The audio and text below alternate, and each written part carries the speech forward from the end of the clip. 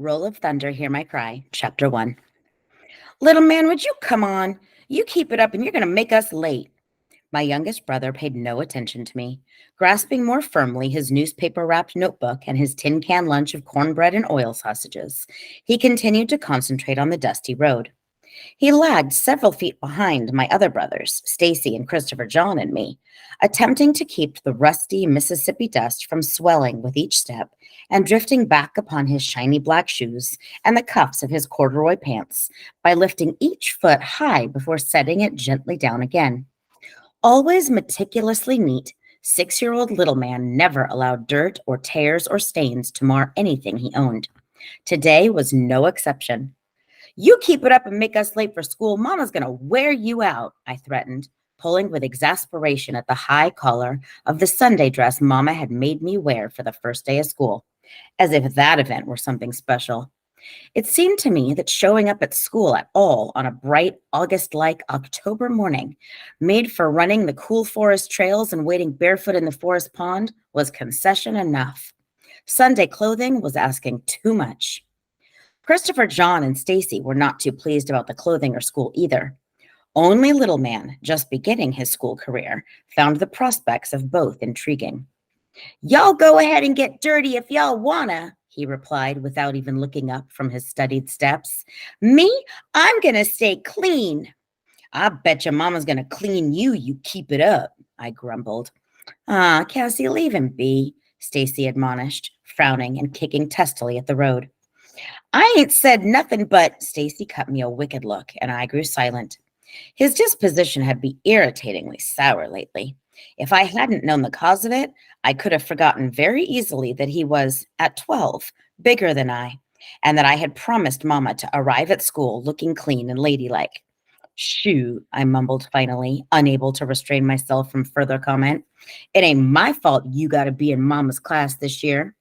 Stacy's frown deepened, and he jammed his fists into his pockets, but said nothing.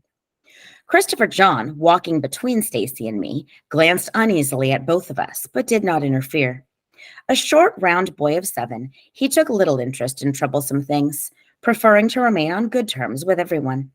Yet he was always sensitive to others, and now, shifting the handle of his lunch can from his right hand to his right wrist, and his smudged notebook from his left hand to his left armpit, he stuffed his free hands into his pockets and attempted to make his face as moody as Stacy's and as cranky as mine. But after a few moments, he seemed to forget that he was supposed to be grouchy and began whistling cheerfully.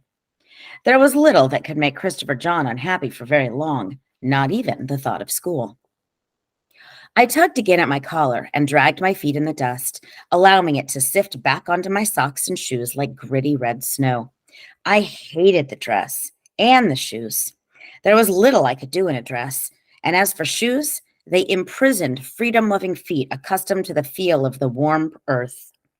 Cassie, stop that, Stacy snapped as the dust billowed in swirling clouds around my feet. I looked up sharply, ready to protest. Christopher John's whistling increased to a raucous, nervous shrill, and grudgingly I let the matter drop and trudged along in moody silence, my brothers growing as pensively quiet as I. Before us, the narrow sun-splotched road wound like a lazy red serpent, dividing the high forest bank of quiet old trees on the left from the cotton field, forested by giant green and purple stalks on the right. A barbed wire fence ran the length of the deep field, stretching eastward for over a quarter of a mile until it met the sloping green pasture that signaled the end of our family's 400 acres. An ancient oak tree on the slope, visible even now, was the official dividing mark between Loganland and the beginning of a dense forest. Beyond the protective fencing of the forest, vast farming fields, worked by a multitude of sharecropping families, covered 2/3 of a 10-square-mile plantation. That was Harlan Granger land. Our land had been Granger land too, but the Grangers had sold it during Reconstruction to a Yankee for tax money. In 1887, when the land was up for sale again, Grandpa had bought 200 acres of it. And in 1918, after the first 200 acres had been paid off, he bought another 200. It was good, rich land, much of it still virgin forest, and there was no debt on half of it. But there was a mortgage on the 200 acres bought in 1918, and there were taxes on the full 400. And for the past 3 years, there had not been enough money from the cotton to pay both and live on, too. That was why Papa had gone to work on the railroad. In 1930, the price of cotton dropped. And so, in the spring of 1931, Papa set out looking for work, going as far north as Memphis and as far south as the Delta country. He had gone west, too, into Louisiana. It was there he found work laying track for the railroad. He worked the remainder of the year away from us, not returning until the deep winter when the ground was cold and barren. The following spring, after the planting was finished, he did the same. Now it was 1933, and Papa was again in Louisiana laying track. I asked him once why he had to go away, why the land was so important. He took my hand and said in his quiet way, "Look out there, Cassie girl. All that belongs to you. You ain't never had to live on nobody's place but your own. And as long as I live and the family survives, you'll never have to. That's important. You may not understand that now, but one day you will. Then you'll see." I looked at Papa strangely when he said that, for I knew that all the land did not belong to me. Some of it belonged to Stacy, Christopher John, and Little Man, not to mention the part that belonged to Big Ma, Mama, Uncle Hammer, Papa's older brother who lived in Chicago. But Papa never divided the land in his mind. It was simply Logan land. For we would work the long, hot summer pounding steel. Mama would teach and run the farm. Big Ma, in her 60s, would work like a woman of 20 in the fields and keep the house. And the boys and I would wear threadbare clothing, washed to dishwater color, but always the taxes and the mortgage would be paid. Papa said that one day I would understand. I wondered. When the fields ended, the Granger forest fanned both sides of the road with long overhanging branches. A tall, emaciated-looking boy popped suddenly from a forest trail and swung a thin arm around Stacy. It was T.J. Avery. His younger brother Claude emerged a moment later, smiling weakly as if it pained him to do so. Neither boy had on shoes, and their Sunday clothing, patched and worn, hung loosely upon their frail frames. The Avery family sharecropped on Granger land. "Well," said TJ, jauntily swinging into step with Stacy, "here we go again, starting another school year." "Yeah," sighed Stacy. "Aw, man, don't look so down," TJ said cheerfully. "Your mama's really one great teacher. I should know." He certainly should. He had failed Mama's class last year and was now returning for a second try. "Shoot, you can say that," exclaimed Stacy. "You don't have to spend all day in a classroom with your mama." "Look on the bright side," said TJ. "Just think of the advantage you got. You'll be learning all sorts of stuff for the rest of us." He smiled slyly, like what's on all them tests. Stacy thrust TJ's arm from his shoulders. "If that's what you think, you don't know Mama." "Ain't no need getting mad," TJ replied, undaunted. "Just an idea." He was quiet for a moment, then announced, "I betcha I could give y'all an earful about that burning last night." "Burning? What burning?" asked Stacy. "Man, don't y'all know nothing? The berries burning. I thought y'all's grandmother went over there last night to see about 'em." Of course, we knew that Big Ma had gone to a sick house last night. She was good at medicines, and people often called her instead of a doctor when they were sick. But we didn't know anything about any burnings, and I certainly didn't know anything about any berries either. "What berries he talking about, Stacy?" I asked. "I don't know no berries." "They live way over on the other side of Smellings Creek. They come up to church sometime," said Stacy absently. Then he turned back to TJ. "Mr. Lanier come by real late and got Big Ma. Said Mr. Barry was low sick and needed her help to nurse him, but he ain't said nothing about no burning." "He is low sick, all right, 'cause he got burnt near to death, him and his two nephews. And you know who done it?" "Who?" Stacy and I asked together. "Well, since y'all don't seem to know nothing," said TJ in his usual sickening way of nursing a tidbit of information to death, "maybe I ought not tell y'all. It might hurt y'all's little ears." "Ah, boy," I said, "don't start that mess again." I didn't like TJ very much, and his stalling around didn't help. "Come on, TJ," said Stacy, "out with it." "Well," TJ murmured, then grew silent as if considering whether or not he should talk. We reached the first of 2 crossroads and turned north. Another mile, and we would approach the second crossroads and turn east again. Finally, TJ said, "Okay, see, them berries burning wasn't no accident. Some white men took a match to 'em." You mean just lit 'em up like a piece of wood?" stammered Christopher John, his eyes growing big with disbelief. "But why?" asked Stacy. TJ shrugged. "Don't know why. Just know they done it, that's all." "How you know?" I questioned suspiciously. He smiled smugly. "'Cause your mama come down on her way to school and talked to my mom about it." "She did?" "Yeah, and you should have seen the way she looked when she come out of that house." "How'd she look?" inquired little man, interested enough to glance up from the road for the first time. TJ looked around grimly and whispered, "Like death." He waited a moment for his words to be appropriately shocking, but the effect was spoiled by little man, who asked lightly, "What does death look like?" TJ turned in annoyance. "Don't he know nothing?" "Well, what does it look like?" Little man demanded to know. He didn't like TJ either. "Like my grandfather looked just before they buried him," TJ described all knowingly. "Oh," replied little man, losing interest and concentrating on the road again. "I tell you, Stacy, man," said TJ morosely, shaking his head, "sometimes I just don't know about that family of yours." Stacy pulled back, considering whether or not TJ's words were offensive. But TJ immediately erased the question by continuing amiably. "Don't get me wrong, Stacy. They some real swell kids, but that Cassie about got me whipped this morning." "Good," I said. "Now, how'd she do that?" Stacy laughed. "You wouldn't be laughing if it had happened to you. She up and told your mama about me going up to the Wallace store dancing room, and Miss Logan told mama." He eyed me disdainfully and then went on. "But don't worry. I got out of it, though. When Mama asked me about it, I just said old Claude was always sneaking up there to get some of that free candy Mr. Caleb give out sometimes, and I had to go and get him because I knowed good and well she didn't want us up there. Boy, did he get it." TJ laughed. "Mama about wore him out." I stared at quiet Claude. "You let him do that?" I exclaimed. But Claude only smiled in that sickly way of his, and I knew that he had. He was more afraid of TJ than of his mother. Again, little man glanced up, and I could see his dislike for TJ growing. Friendly Christopher John glared at TJ and, putting his short arm around Claude's shoulder, said, "Come on, Claude, let's go on ahead." Then he and Claude hurried up the road, away from TJ.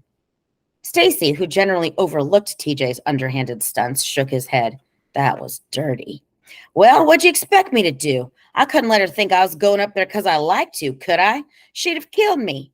And good riddance," I thought, promising myself that if he ever pulled anything like that on me, I'd knock his block off. We were nearing the second crossroads, where deep gullies lined both sides of the road, and the dense forest crept to the very edges of high, jagged, clay-walled banks. Suddenly, Stacy turned. "Quick!" he cried. "Off the road!" Without another word, all of us, but little man, scrambled up the steep right bank into the forest. "Get up here, man!" Stacy ordered.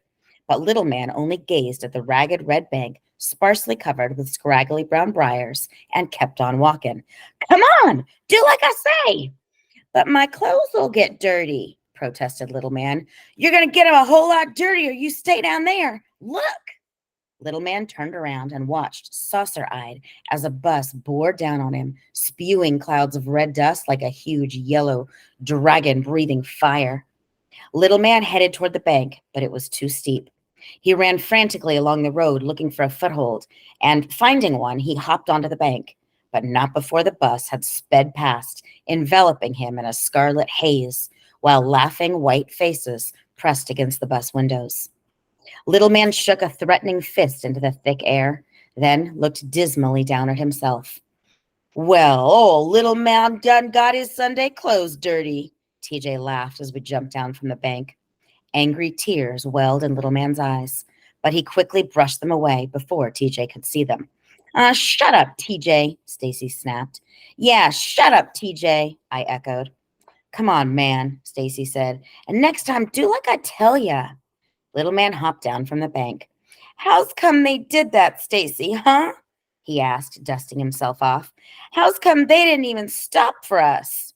"'Cause they like to see us run, And it ain't our bus, Stacy said, balling his fists and jamming them tightly into his pockets. Well, where's our bus? Demanded Little Man. We ain't got one. Well, why not? Ask Mama, Stacy replied, as a tow-headed boy, barefooted and pale, came running down a forest path towards us. The boy quickly caught up and fell in stride with Stacy and TJ. Hey, Stacy, he said shyly. Hey, Jeremy, Stacy said. There was an awkward silence. Y'all just starting school today? Yeah, replied Stacy. I wishing ours was just starting, sighed Jeremy. Ours been going since the end of August. Jeremy's eyes were a whitewashed blue, and they seemed to weep when he spoke. Yeah, said Stacy again. Jeremy kicked the dust briskly and looked towards the north. He was a strange boy. Ever since I'd begun school, he walked with us as far as the crossroads in the morning and met us there in the afternoon. He was often ridiculed by the other children at his school and had shown up more than once with wide red welts on his arms, which Lillian Jean, his older sister, had revealed with satisfaction were the result of his associating with us. Still, Jeremy continued to meet us. When we reached the crossroads, 3 more children, a girl of 12 or 13 and 2 boys, all looking very much like Jeremy, rushed past. The girl was Lillian Jean. Jeremy, come on, she said without a backwards glance.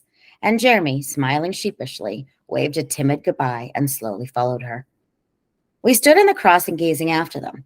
Jeremy looked back once, but then Lillian Jean yelled shrilly at him, and he did not look back again. They were headed for the Jefferson Davis County School, a long white wooden building looming in the distance. Behind the building was a wide sports field, around which were scattered rows of tiered gray-looking benches. In front of it were 2 yellow buses, our own tormentor, and one that brought students from the other direction, and loitering students awaiting the knell of that morning bell. In the very center of the expansive front lawn, waving red, white, and blue, with the emblem of the Confederacy emblazoned in its upper left-hand corner, was the Mississippi flag. Directly below it was the American flag. As Jeremy and his sisters and brothers hurried down those transposed flags, we turned eastwards towards our own school. The Great Faith Elementary and Secondary School was one of the largest black schools in the county, was a dismal end to an hour's journey. Consisting of 4 weather-beaten wooden houses on stilts of brick, 320 students, 7 teachers, a principal, a caretaker, and the caretaker's cow, which kept the wide crabgrass lawn sufficiently clipped in spring and summer. The school was located near 3 plantations, the largest and closest by far being the Granger plantation. Most of the students were from families that sharecropped on Granger land, and the others mainly from Montier and Harrison plantation families. Because the students were needed in the fields from early spring when the cotton was planted until after most of the cotton had been picked in the fall, the school adjusted its terms accordingly, beginning in October and dismissing in March. But even so, after today, a number of the older students would not be seen again for a month or 2. Not until the last puff of cotton had been gleaned from the fields, and eventually most would drop out of school altogether. Because of this, the classes in the higher grades grew smaller with each passing year. The class buildings, with their backs practically against the forest wall, formed a semicircle facing a small one-room church at the opposite edge of the compound. It was to this church that many of the school students and their parents belonged. As we arrived, the enormous iron bell in the church belfry was ringing vigorously, warning the milling students that only 5 minutes of freedom remained. Little Man immediately pushed his way across the lawn to the well. Stacy and TJ, ignoring the rest of us now that they were on the school grounds, wandered off to be with the other 7th grade boys, and Christopher, John, and Claude rushed to reunite with their classmates of last year. Left alone, I dragged slowly to the building that had the first 4 grades and sat on the bottom step.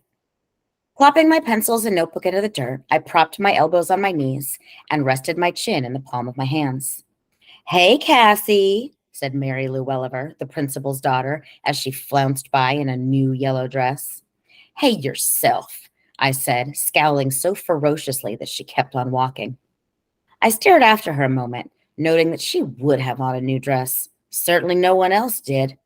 Patches on faded pants and dresses abounded on boys and girls, come so recently from the heat of the cotton fields. Girls stood awkwardly, afraid to sit, and boys pulled restlessly at starched, high-buttoned collars.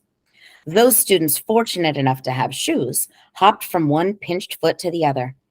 Tonight, the Sunday clothes would be wrapped in newspaper and hung for Sunday, and the shoes would be packed away to be brought out again only when the weather turned so cold that bare feet could no longer traverse the frozen roads.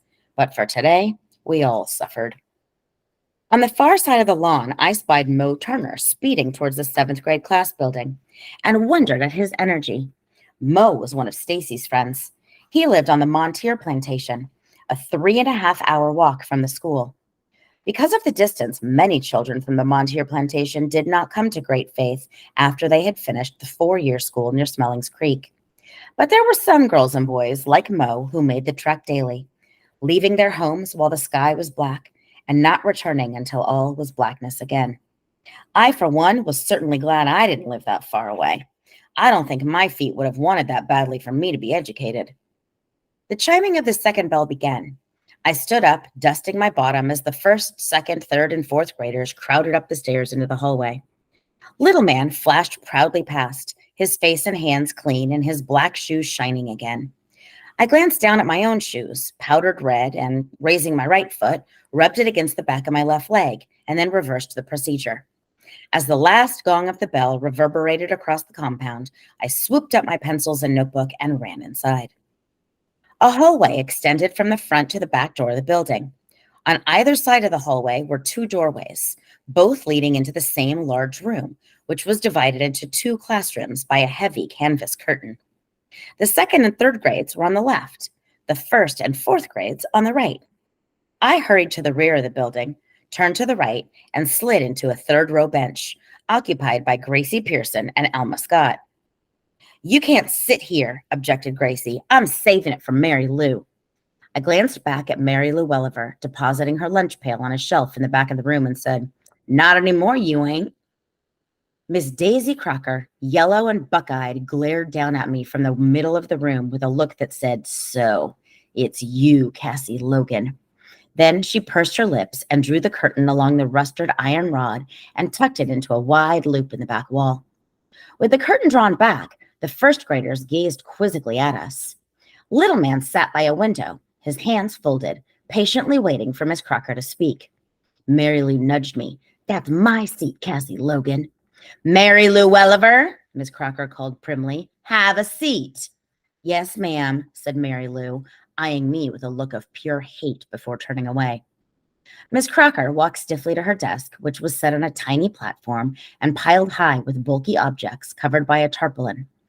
She rapped the desk with a ruler, although the room was perfectly still, and said, "Welcome, children, to Great Faith Elementary School." Turning slightly so that she stared squarely at the left side of the room, she continued, "To all of you fourth graders, it's good to have you in my class. I'll be expecting many good and wonderful things from you."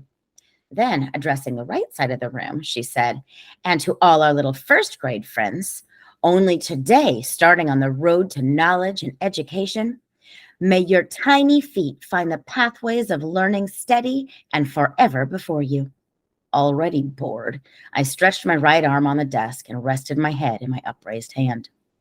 Miss Crocker smiled mechanically, then rapped on her desk again.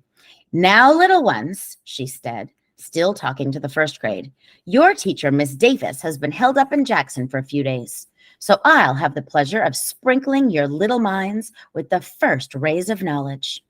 She beamed down upon them as if she was expecting to be applauded for this bitter news. Then, with a swoop of her large eyes to include the fourth graders, she went on. "Now, since there's only one of me, we shall have to sacrifice for the next few days. We shall work, work, work, but we shall have to work like little Christian boys and girls and share, share, share. Now, are we willing to do that?" "Yes'm, Miss Crocker," the children chorused. But I remained silent. I never did approve of group responses. Adjusting my head in my hand, I sighed heavily, my mind on the burning of the berries. "Cassie Logan!" I looked up, startled. "Cassie Logan!" "Yes, ma'am?" I jumped up quickly to face Miss Crocker. Aren't you willing to work and share? Yes'm. Then say so. Yes'm, I murmured, sliding back into my seat as Mary Lou, Gracie, and Elma giggled. Here it was, only 5 minutes into the new school year, and already I was in trouble. By 10 o'clock, Miss Crocker had rearranged our seating and written our names on her seating chart.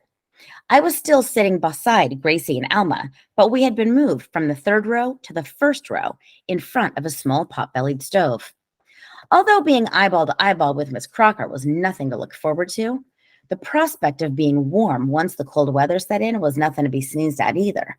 So I resolved to make the best of my rather dubious position. Now Miss Crocker made a startling announcement. This year we would all have books. Everyone gasped, for most of the students had never handled a book at all besides the family Bible. I admit that even I was somewhat excited. Although Mama had several books, I had never had one of my very own. Now we're very fortunate to get these readers, Miss Crocker explained while we eagerly awaited the unveiling. The county superintendent of schools himself brought these books down here for our use, and we must take extra good care of them. She moved towards her desk. So let's all promise we'll take the best care possible of these new books. She stared down, expecting our response.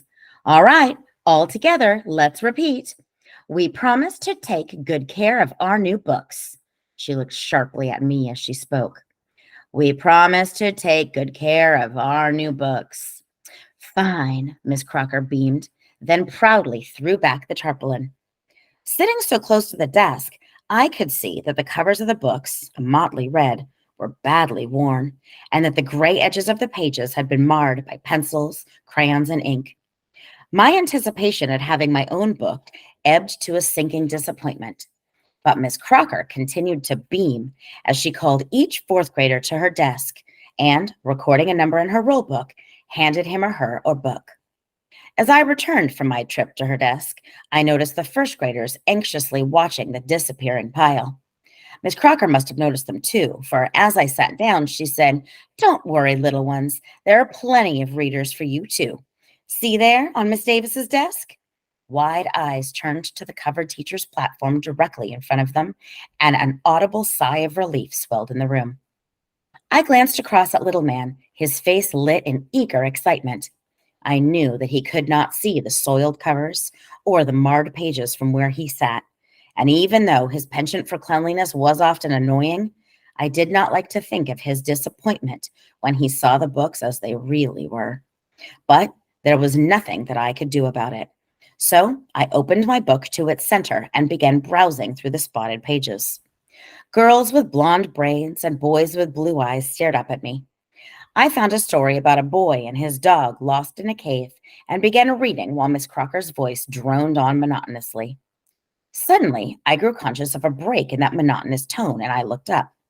Miss Crocker was sitting at Miss Davis's desk with the first grade book stacked before her, staring fiercely down at little man, who was pushing a book back upon the desk.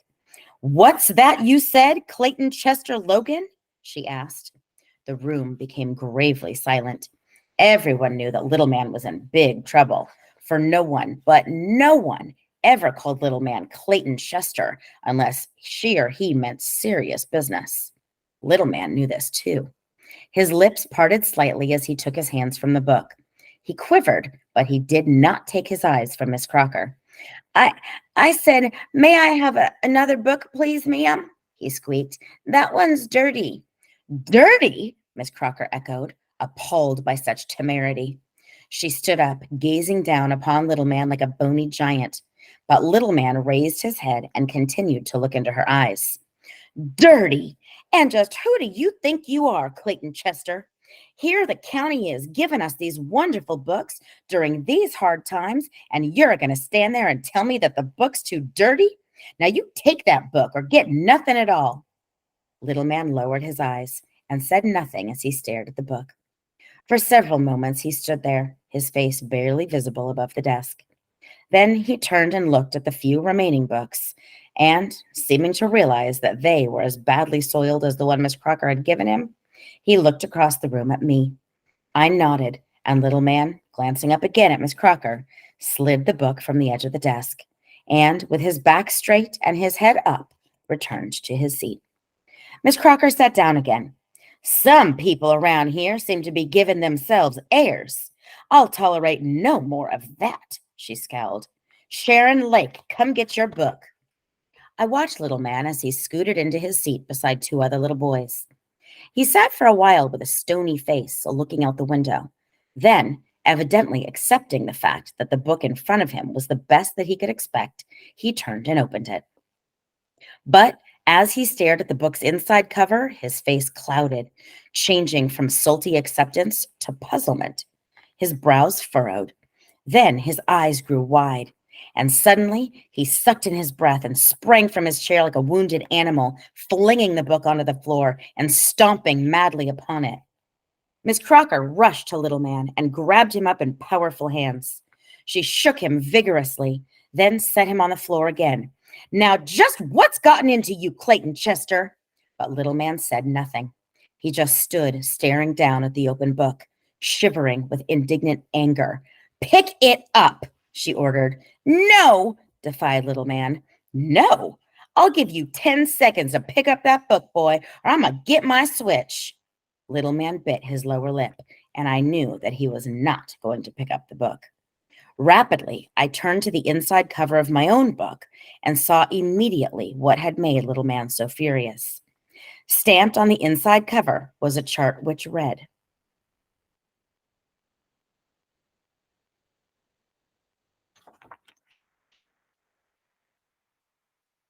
the blank lines continued down to line 20, and I knew that they had all been reserved for Black students. A knot of anger swelled in my throat and held there. But as Miss Crocker directed little man to bend over the whipping chair, I put aside my anger and jumped up. Miss Crocker, don't, please, I cried. Miss Crocker's dark eyes warned me not to say another word. I know why he done it. You want a part of this switch, Cassie? No, I said hastily.